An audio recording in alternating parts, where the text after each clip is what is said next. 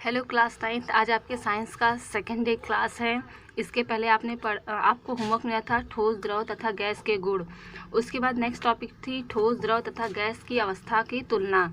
उसकी तुलना आपके ग्रुप में पहुंच चुका है, आप उसे पढ़ लीजिएगा। फिर उसके बाद नेक्स्ट टॉपिक है पदार्थ का अवस्था परिवर्तन। पदार्थ के अवस्था परिवर्तन पर दाब का और ताप का क्या प्रभाव है उसे जानना है। तो अवस्था परिवर्तन पर ताप का प्रभाव, हम एग्जाम्पल में जल को लेते हैं क्योंकि जल की तीनों अवस्थाएं पाई जाती हैं। जल की द्रव अवस्था भी पाई जाती है, ठोस अवस्था भी पाई जाती है और गैस अवस्था। ठोस अवस्था में बर्फ एग्जाम्पल में है और द्रव अवस्था में जल है और गैस अवस्था में वाष्प है। तो अवस्था परिवर्तन पर ताप का प्रभाव क्या पड़ता है जल पर। तो सबसे पहला पॉइंट है गलनांक। वायुमंडलीय दाब पर वह तापमान जिस पर ठोस पिघलकर द्रव बन जाता है वह इसका गलनांक कहलाता है। यानी कि वह तापमान जिस पर जल ठोस में परिवर्तित हो जाता है यानी कि बर्फ बन जाता है, उस पॉइंट को, उस ताप का वह पॉइंट गलनांक कहलाता है। जैसे बर्फ़ का गलनांक 0 डिग्री सेंटीग्रेड होता है या 273.16 केल्विन होता है। नेक्स्ट संगलन। गलने की प्रक्रिया यानी ठोस से द्रव अवस्था में परिवर्तन को संगलन कहते हैं। यानी कि बर्फ पिघलकर द्रव बन जाए, जल बन जाए, तो इस प्रक्रिया को हम संगलन कहते हैं। संगलन की गुप्त या प्रक्षुब्ध ऊष्मा। वायुमंडलीय दाब पर 1 किलोग्राम ठोस को उसके गलनांक पर द्रव में बदलने के लिए जितनी उसमें ऊर्जा की आवश्यकता होती है उसे संगलन की गुप्त या प्रक्षुब्ध ऊष्मा कहते हैं। यानी कि ठोस अवस्था से द्रव अवस्था में आने के लिए जितनी ऊष्मा की आवश्यकता होती है उसे हम प्रक्षुब्ध ऊष्मा या गुप्त ऊष्मा कहते हैं। अब क्वथनांक क्या होता है। वायुमंडलीय दाब पर वह तापमान जिस पर द्रव उबलने लगता है उसे इसका क्वथनांक कहते हैं।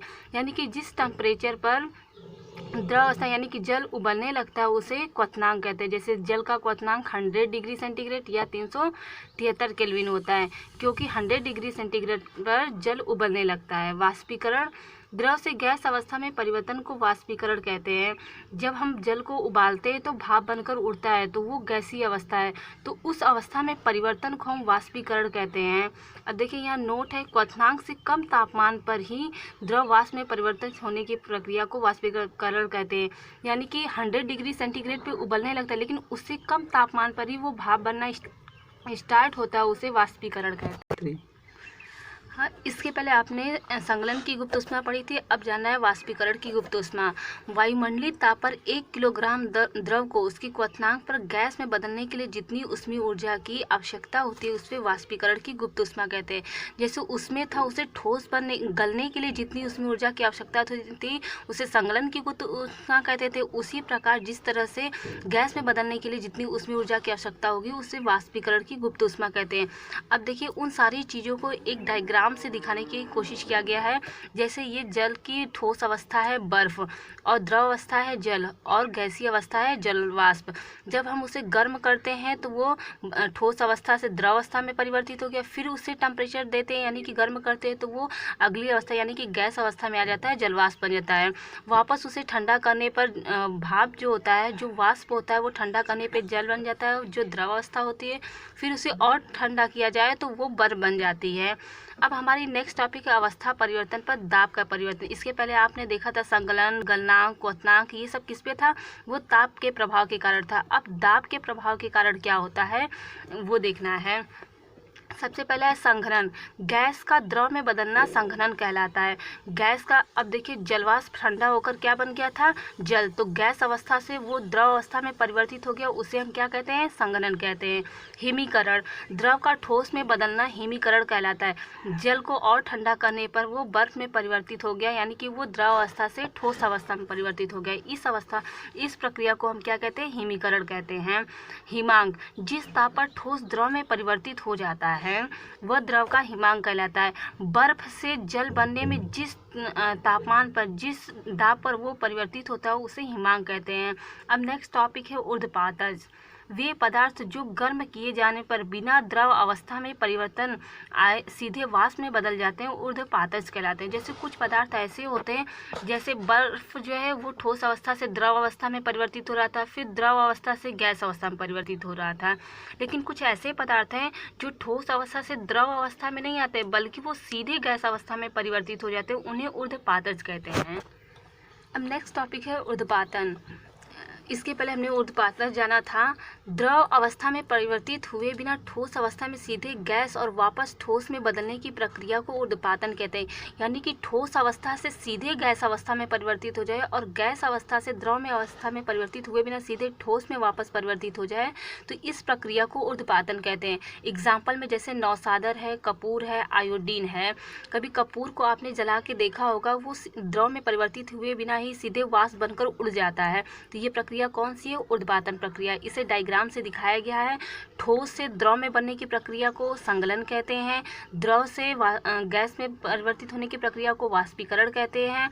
और द्रव से ठोस में बनने की प्रक्रिया को जमना कहते हैं या हिमीकरण भी कह सकते हैं। और गैस से द्रव में परिवर्तन को संघनन कहते हैं। और ठोस अवस्था से सीधे गैस अवस्था में परिवर्तन होने की प्रक्रिया को ऊर्ध्वपातन कहते हैं या गैस से सीधे ठोस अवस्था में परिवर्तित होने की प्रक्रिया को ऊर्ध्वपातन कहते हैं।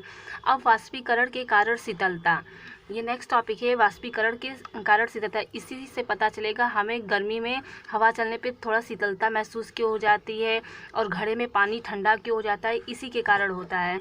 वाष्पीकरण के कारण शीतलता उत्पन्न होती है, जिसका कारण है जब कोई द्रव वाष्पित होता है तो वाष्पन की गुप्त ऊष्मा को अपने आसपास की संपर्क की वस्तुओं से प्राप्त करता है, जिस कारण इन वस्तुओं का ताप कम हो जाता है। जैसे फॉर एग्जांपल हम गर्मी में कॉटन के कपड़े पहनते हैं। जब हमें गर्मी होती है तो वो आसपास की इन्वायरमेंट से अपने टेम्परेचर को इक्वल करने के लिए उसमें वाष्पन होता है, जिससे हमें शीतलता महसूस होती है। जब हम बर्फ़ के टुकड़े को ग्लास में रखते हैं तो वो उसके ग्लास के बाहरी परत पे छोटी छोटी वाष्प की बूंदें बनती है। वो ऐसा क्यों होता है? क्योंकि वो अपने टेम्परेचर को इन्वायरमेंट के टेम्परेचर के इक्वल करने की कोशिश करता है, इसलिए वहाँ थोड़ी शीतलता महसूस होती है और वाष्पीकरण होता है। तो अब यहाँ हमारा ये लेसन कंप्लीट होता है। अब नेक्स्ट डे आपको नई वीडियो में नेक्स्ट लेसन मिलेगा। होमवर्क में आपको है, देखिए यहाँ 4 क्वेश्चन मिले हैं होमवर्क में। पहले क्वेश्चन में आपको क्या करना है, निम्नलिखित तापमानों पर जल की अवस्था क्या है। 125 डिग्री सेंटीग्रेड पर जल की कौन सी अवस्था होगी, वो ठोस अवस्था होगी या द्रव अवस्था या गैस अवस्था, ये आपको पहचान कर लिखना है। सेकेंड क्वेश्चन में निम्नलिखित तापमानों को सेल्सियस इकाई में परिवर्तित करें। ये देखिए केल्विन में है, इसे सेल्सियस में परिवर्तित करना है। इसे परिवर्तित करने के लिए करना कुछ नहीं है, सिर्फ 293 केल्विन है तो इसे डिग्री सेंटीग्रेड में चेंज करने के लिए इसमें से 273 माइनस कर देना है। 293 माइनस 273 इज इक्वल टू जो भी आएगा वो आपका डिग्री सेंटीग्रेड में आंसर आएगा। थर्ड क्वेश्चन में इसका अपोजिट है, इसे केल्विन में चेंज करना है तो 273 आपको ऐड करना होगा। नेक्स्ट क्वेश्चन है, निम्नलिखित में से कौन से पदार्थ हैं। ढेर सारे एग्जाम्पल दिए हुए हैं, इनमें से कौन से ठोस हैं, कौन पदार्थ हैं, पदार्थ नहीं है। जैसे क्या शीत पदार्थ है, स्नेह पदार्थ है, इत्र की गंध पदार्थ है। बस आपको ये पहचानना है पदार्थ है या नहीं है, यही आपको लिखना है। आपका ये होमवर्क है, ये लेसन ही कंप्लीट होता है।